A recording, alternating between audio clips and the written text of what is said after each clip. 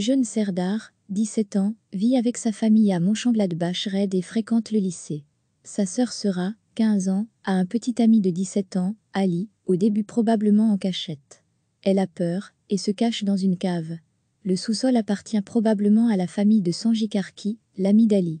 Lorsque les parents de Sera l'apprennent, ils veulent forcer un mariage avec le jeune homme qui a organisé la cachette, c'est ce que son frère dit plus tard. La force motrice est probablement la mère de Sera.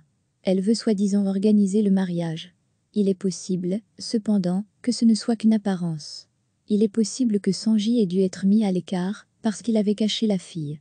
Il est peu probable, mais possible, que le frère de la fille, âgé de 17 ans, complote le meurtre de Sanji à l'insu de ses parents. Le 8 août 1998, le frère de Sanji continue, le mariage est planifié. Serdar sonne à la porte et demande à Sanji un rendez-vous préliminaire. Les deux hommes se promènent dans le quartier. Serdar poignarde Sanji à mort dans la rue.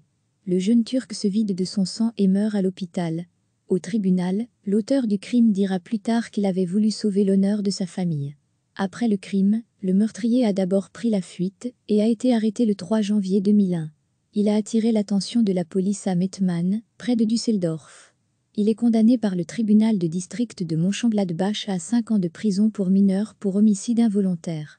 Il s'échappe de la prison, est à nouveau arrêté et expulsé vers la Turquie après avoir purgé sa peine de prison. Il parvient à rentrer en Allemagne avec de faux papiers. Là, il travaille dans un magasin de kebab. Le crime réapparaît plus tard dans les médias, lorsque Serdar tire sur la fenêtre du restaurant turc Manolia à Cologne-Renfel en décembre 2006 après une bagarre de bar. Les balles n'ont touché personne. Le jeune homme de 26 ans s'enfuit en Grèce, où il est arrêté et extradé vers l'Allemagne. En avril 2008, le procès pour la fusillade commence. Isa, le cousin de Serdar, et un autre Turc doivent également répondre des accusations. Serdar est condamné à 2 ans et 9 mois de prison. Merci d'avoir regardé cette vidéo et de nous aider à construire une grande base de données d'histoire sur les crimes d'honneur.